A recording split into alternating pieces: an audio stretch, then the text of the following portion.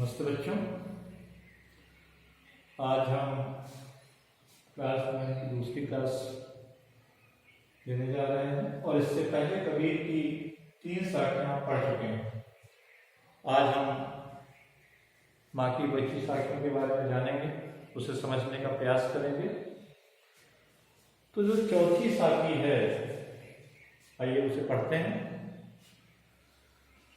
पखा पखी के कारण सब जग रहा गुलाम, निरपक होय कि हरि भजय, सोई संत सुजान। पखा पखी क्या मतलब है? पखा पखी का अर्थ होता है पक्ष विपक्ष। ये थोड़ा सा बिगड़ा हुआ शब्द है। जो पक्ष लिखा है उसका मतलब हुआ पक्ष और उसी में जुड़ करके लिखा हुआ अपक्षी। अपक्षी का अर्थ है अपक्ष। अपक्ष का मतलब क्या हो जाएगा उसी शब्द में? विपक्ष। और इस तरीके से हुआ पखा पखी का मतलब पक्ष विपक्ष। तो पखा पखी के कारण सब जग रहा गुलाम।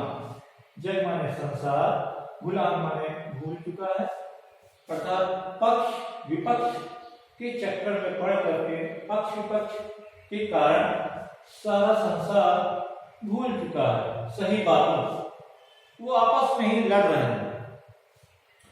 निरपक होय कि हरि भजय, सोई संत सुजान।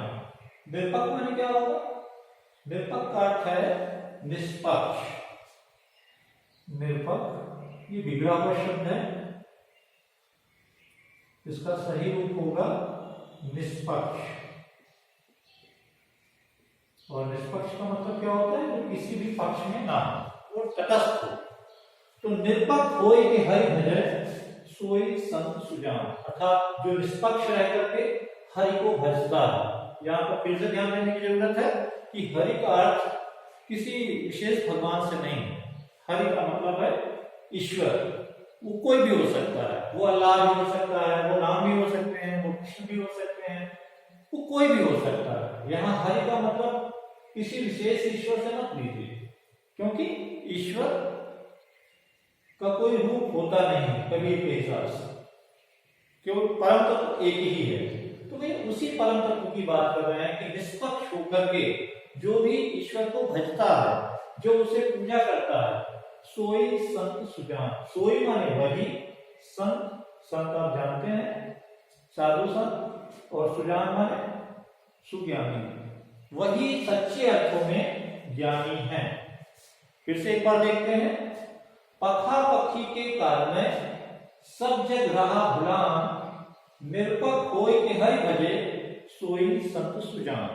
पखा पखी का मतलब पक्ष विपक्ष के कारण सारा संसार, सारे जग के लोग भूल चुके हैं सही बातों को। इसलिए आवश्यक है कि हम निष्पक्ष होकर के ईश्वर का भजन करें, और जो निष्पक्ष होकर के ईश्वर को भजता है वही सच्चा संत है, वही सुज्ञानी है, वही ज्ञानी है। अगला देखते हैं। हिंदू मुआ राम कहे, मुसलमान खुदाए, कहे कबीर सुजीविता, जो कोई निकट न जाए। बड़ा सरल है। हिंदू मुआ अर्थात हिंदू मुआ माने मर गया, राम कहे। हिंदू राम कहते कहते मर गया, और मुसलमान खुदाए, और मुसलमान खुदा कहते हैं। आपस में ये टकराते रहे। हिंदू राम के लिए परेशान रहा, मुसलमान खुदा के लिए परेशान रहा। लेकिन कबीर का क्या कहना है? कबीर कहा है कबीर सुजीविता। कबीर कहते हैं कि सच्चे अर्थों में उसी का जीवन है, सच्चे अर्थों में वही जीवित है जो दुहि निकट न जाए, जो दोनों के निकट नहीं जाता। दोनों के निकट न जाने का मतलब क्या है? अर्थात दोनों से तटस्थ रहता है। उसे राम और खुदा से कोई मतलब नहीं है। वो तटस्थ होके सच्चे अर्थों में जीवन जीता है, वही वास्तव में जीवित प्राणी। समझ में आया?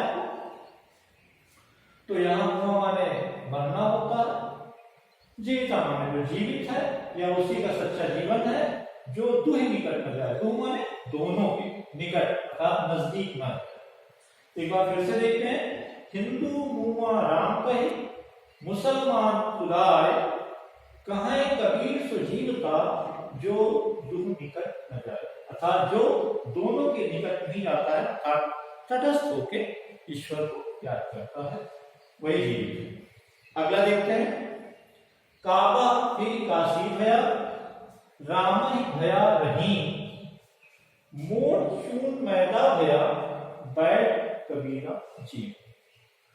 काबा, काबा क्या है? काबा मुस्लिमों का एक पवित्र स्थान है, जैसे हिंदुओं का पवित्र स्थान है काशी, अयोध्या, मथुरा, ठीक वैसे ही मुसलमानों का एक पवित्र स्थान का नाम क्या है? काबा। तो कबीर कहते हैं कि काबा फिर काशी है, अर्थात कबीर के लिए काबा और काशी इन दोनों में कोई अंतर नहीं है। उनके लिए काबा भी वैसा ही है जैसा काशी, दोनों में कोई अंतर नहीं है। काबा फिर काशी भया, राम ही भया रहीम, उनके लिए राम और रहीम में भी कोई अंतर नहीं है, चाहे राम कहिए चाहे रहीम कहिए, एक ही बात है, मैं पहले ही बता चुका हूं। मोर चून मैदा भया, बैठ कबीरा जी। अब अगली पंक्ति में वो उदाहरण दे रहे हैं कि ठीक मेरे लिए काबा काशी और राम और रहीम ठीक वैसे ही हैं, एक ही हैं, जैसे मोड़ चून मैदा भया। अगर मोटा आटा, मोड़ माने मोटा, चून माने आटा, मोड़ चून मैदा भया, बैठ कबीरा जी। जो गेहूं का होता है वो अगर मोटा है तो वो आटा कहलाता है, अगर वो पतला हो जाता है तो मैदा कहलाता है।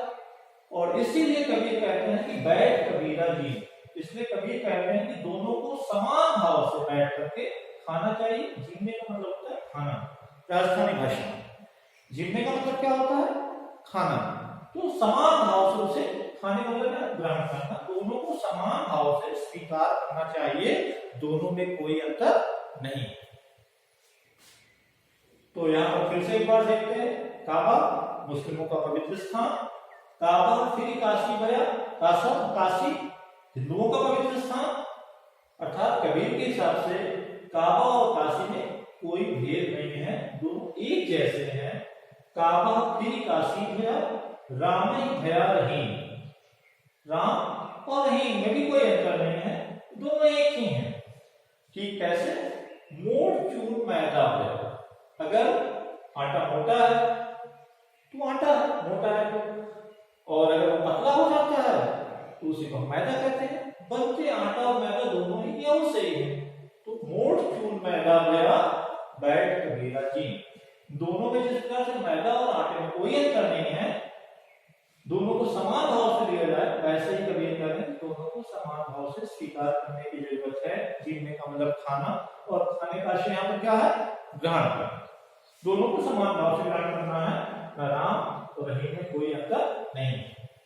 अगला देखते हैं, ऊंचे कुल का जनमिया, जे करनी ऊंच न होए, सुभरन कलश सुरा भरा, साधु निंदा सोए।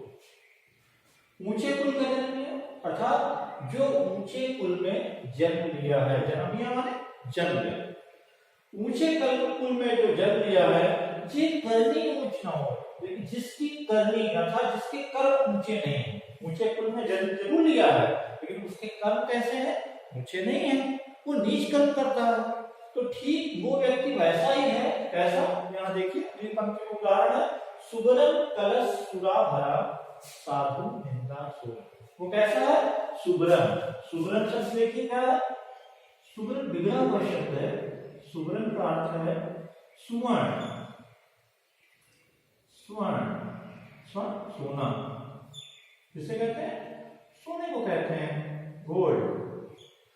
तो ठीक वैसा ही है कि अगर सोने का बना हुआ कलश है, लेकिन अगर उसमें सुरा अर्थात शराब भरी है, तो साधुओं के द्वारा उसकी भी निंदा की जाएगी। तो ठीक ऊंचे कुल में भले कोई व्यक्ति जन्मा है, लेकिन अगर उसके कार्य ऊंचे नहीं है, तो ये वैसा ही निंदनीय होगा जैसे सोने के कलश में भरा हुआ शराब है। अगर भरी हुई शराब है तो उसकी भी निंदा की जाएगी। एक बार फिर से देखते हैं, ऊंचे कुल का जनमिया, जे करनी ऊंच न हो, सुगरन कलश सुगा भरा, साधु मिलता सो।